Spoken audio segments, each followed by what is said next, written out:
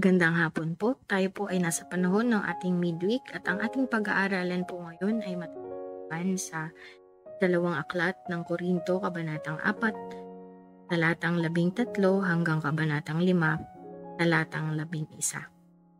Hayaan niyo pong basahin ko lamang ang ilan sa bahagi nito at aking pong babasahin ay matatagpuan sa Kabanata 5, talatang 1 hanggang 10 at ganito po ang sinasabi.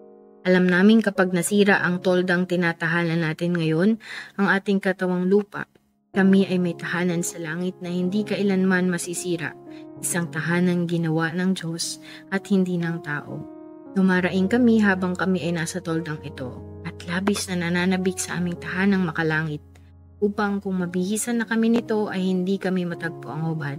Habang nakatira pa kami sa toldang ito, kami ay naghihinagpis at dumaraing. Hindi dahil nais naming iwaksi ang katawang panlupa, kundi dahil nais naming mabihisan ng katawang panglangit. Sa gayon, ang buhay na may katapusan ay mapapalitan ng buhay na walang hanggan. Ang Diyos mismo ang naganda sa amin sa ganitong pagbabago at ibinigay niya sa amin ang Espiritu bilang katibayan nito na ito ay matutupad. Kaya't laging malakas ang aming loob. Alam naming habang kami narito sa katawang lupa, hindi kami makakapasok sa tahanang inihanda ng Panginoon, sapagkat namumuhay kami batay sa pananampalataya at hindi sa bagay na nakikita. Malakas ang aming loob at mas gusto pa naming iwan ang katawang ito na aming tinatahanan ngayon upang manirahan na sa piling ng Panginoon. Kaya naman ang pinakananais namin ay maging kalugod-lugod sa Kanya, maging nasa katawang lupa man o nasa piling na niya, sapagkat lahat tayo ay haharap sa hukuman ni Kristo at tatanggap ng nararapat ayon sa ating mga gawang mabuti at masama nang tayo'y nabubuhay pa sa katawang ito. Kaya nga, dahil may takot kami sa Panginoon, ginagawa namin ang lahat para mahikayat ang mga taong manumbalik sa Kanya. Alam ng Diyos ang tunay naming pagkatao at umaasa akong alam din ninyo ito. Tayo po ay pinagpala sa pagkabasa ng banal na salita. Tayo po ay sumandaling manalangin.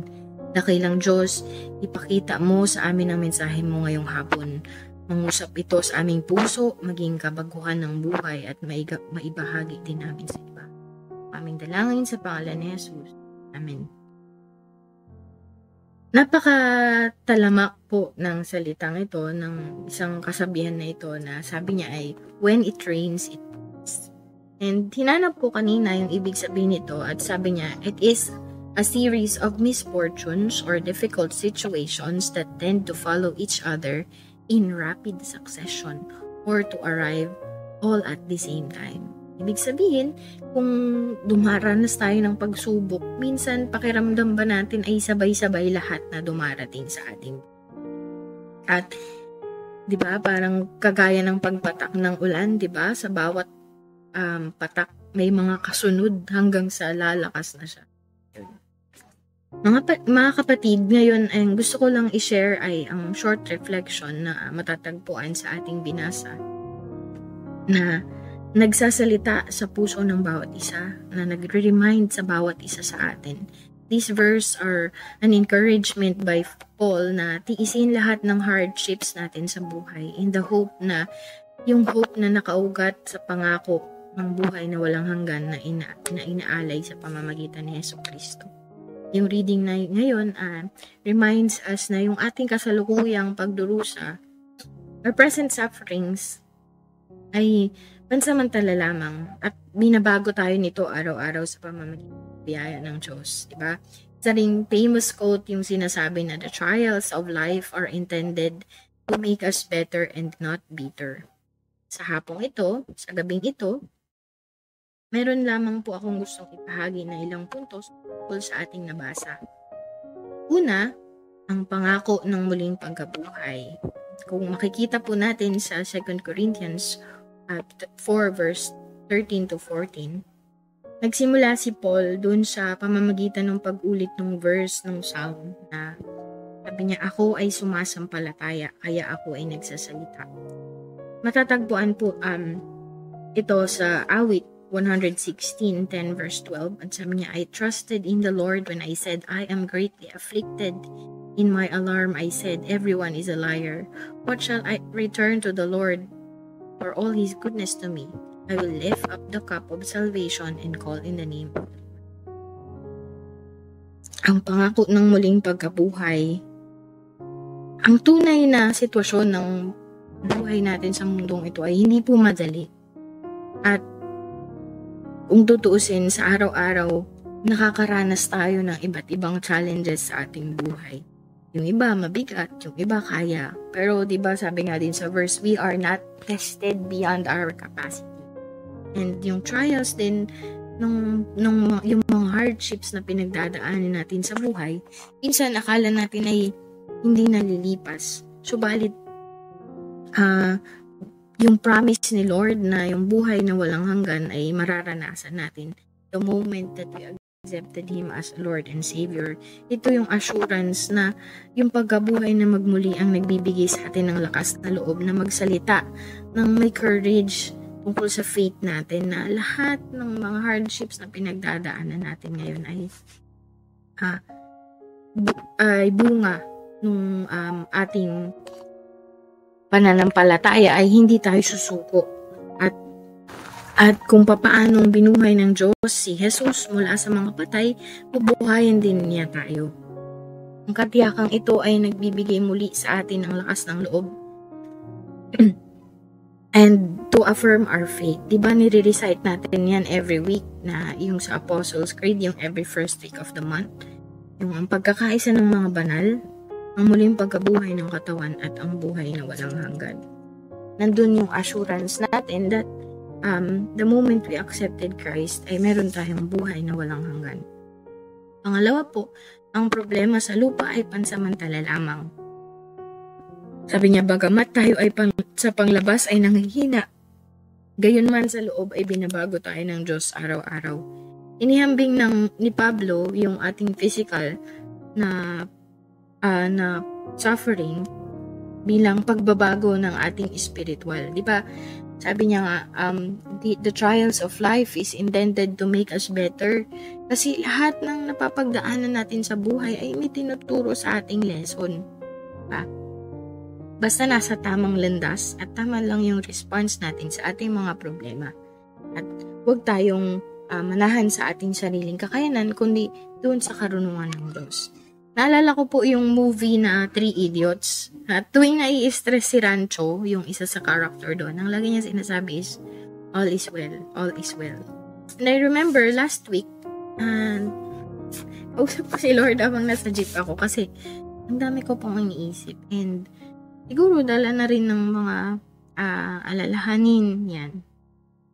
I was talking to the Lord habang papunta ako sa isang school na pagpapasahan. And nung sumakay ako sa jeep, it just felt heavy. And after ko po nung transaction, nagpe-pray pa rin ako.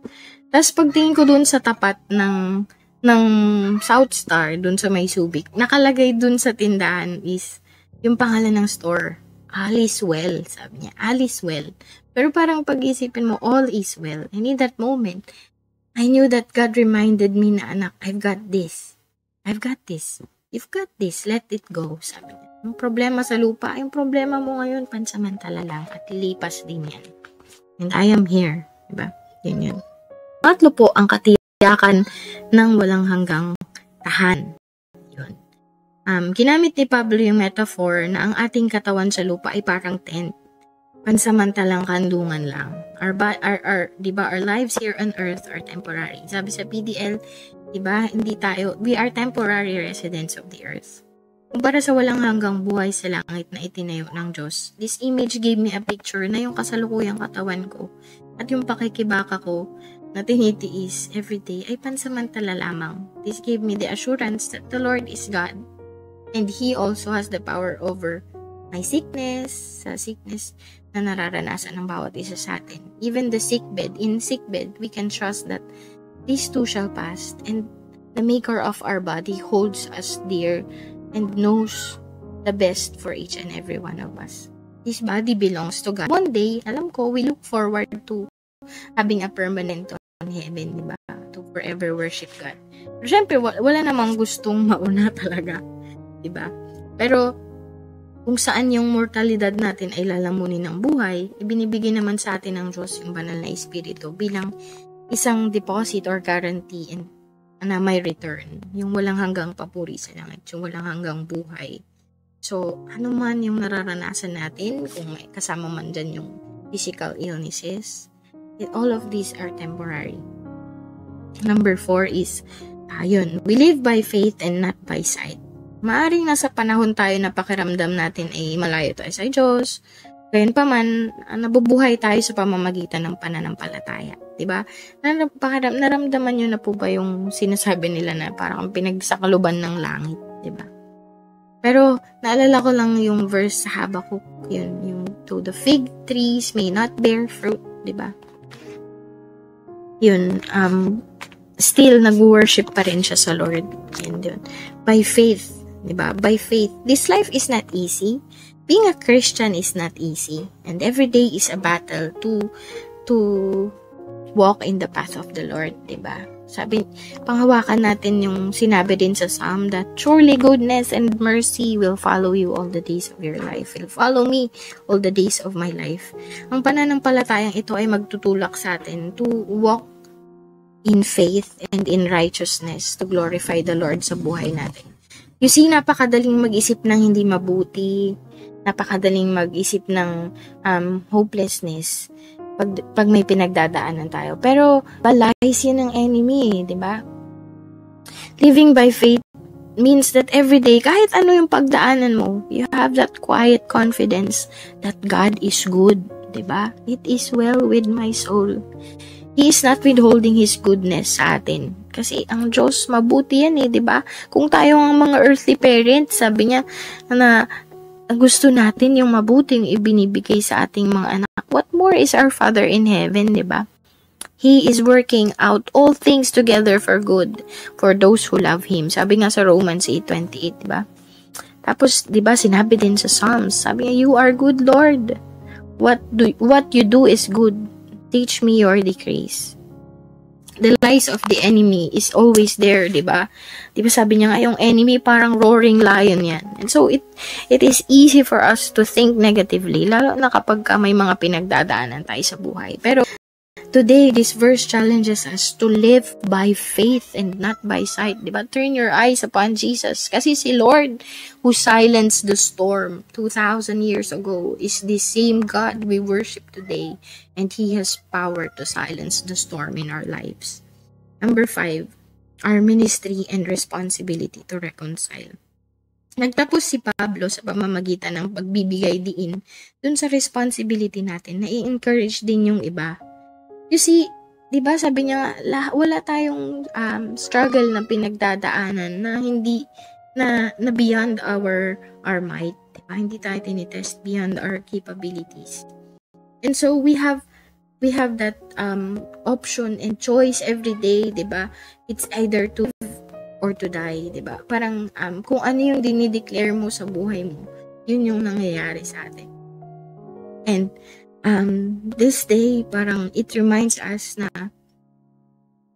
to have that right fear of the Lord, dun sa, yung lumakad ka dun sa katotohanan, lumakad ka sa path ng righteousness. At huwag mong piliin yung lies na sinasabi ng enemy sa'yo. Diba? Mag-dwell ka dun sa mga pangako ng Diyos. Kapag nawala ka, diba kaya pala sinabing your word is a lamp unto my feet and the light unto my path. Kasi yung lalakarin natin sa mundong ito ay sobrang dilim. And yung word ni Lord, yung mga promises ni Lord, yan yung magre-remind sa atin every day that at magpapakilala sa atin kung sino yung Diyos na sinasamba natin, kung sino yung Diyos na pinapaniwalaan natin. At kung ano yung it strengthens our faith towards Him.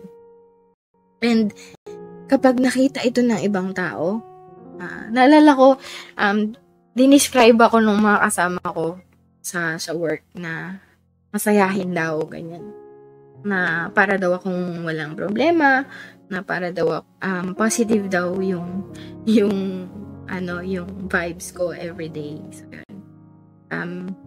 hindi nila alam na meron din akong problema, and alam ko bawat isa sa atin, we all have our share of problems. But by the grace of God, 'di ba? Iba pala yung nakikita sa buhay natin. Hindi pala yung problema natin, kundi yung joy na nagmumula sa Diyos, 'di ba? And that joy is contagious po. Alam niyo po ba yun? Na kapag positive yung outlook mo sa buhay at masayahin ka and you dwell in the promises of the Lord, you know the Lord, alam mo kung gaano siya kabuti. Alam niyo po, yung calm assurance, it gives joy na nothing can snatch you away from the hands of the Father, that He holds everything in His hand, that all things work together for good, and that everything has a purpose.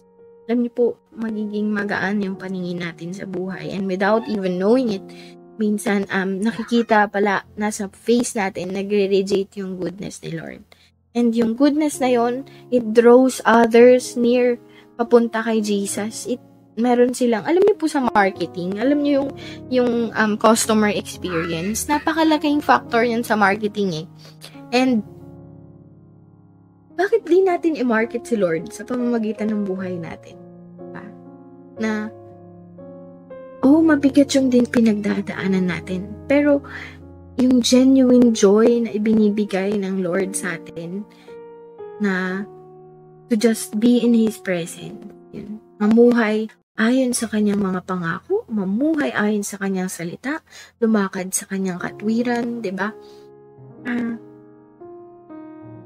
Yung glory ni Lord magre-reflect sa buhay natin, and hindi mo mamamalayan na yung goodness na pala ni Lord yung nakikita sa buhay mo. Hindi na yung mga pinagdadaanan mo, kundi yung grace na ni Lord yung nakikita sa buhay mo.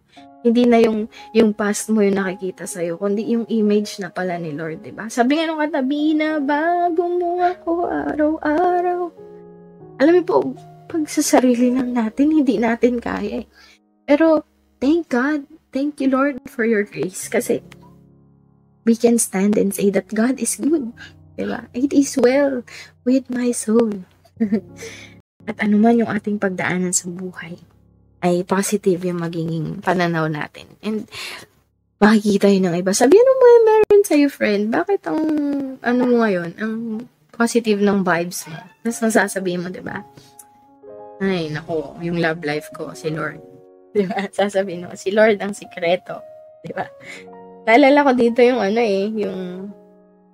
yung kwento ni Jojo, sabi niya, yung dun sa isang libro na basa ko to, bata pa ako sa tuklasin, sabi niya. Si Jojo, sabi niya, ang saya-saya niya. Pastor, sabi niya, alam niyo po, nakakita ako ng isang taong makakasolve ng problems ko, sabi niya.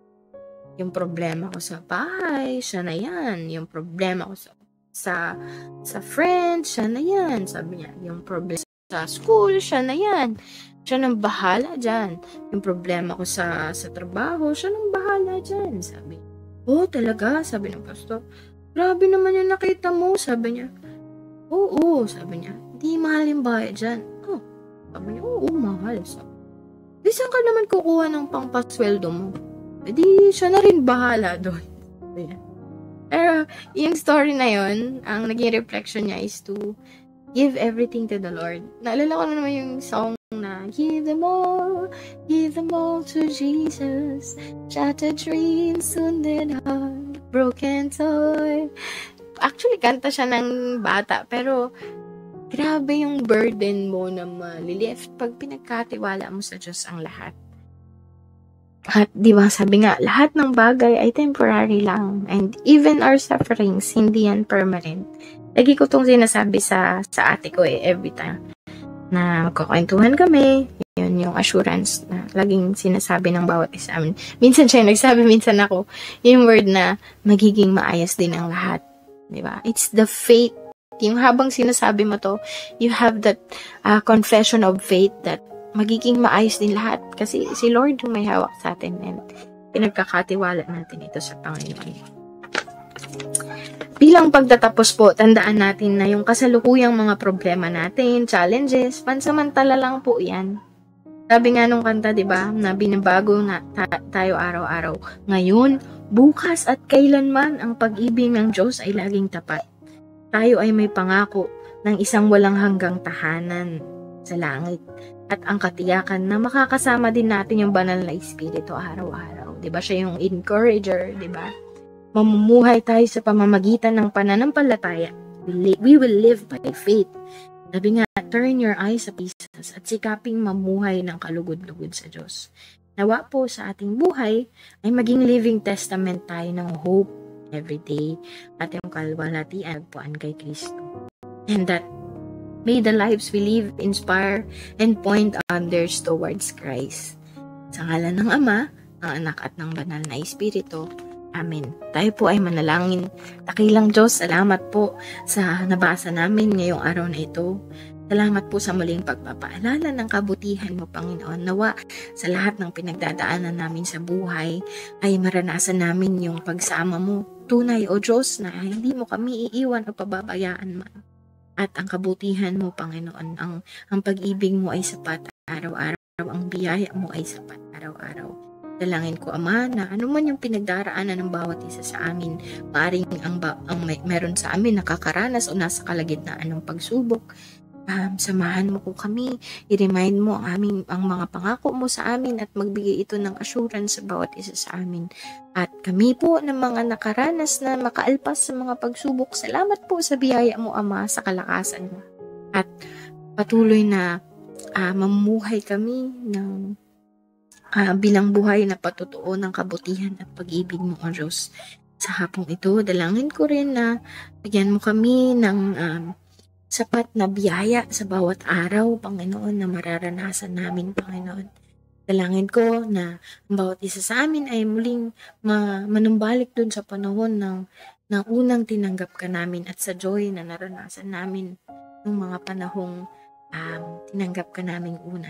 Dalangin ko rin, Ama, na ano man yung pagdaanan namin, bigyan mo kami ng pusong mapagpasalamat at pusong handang sumunod sa iyo, Panginoon.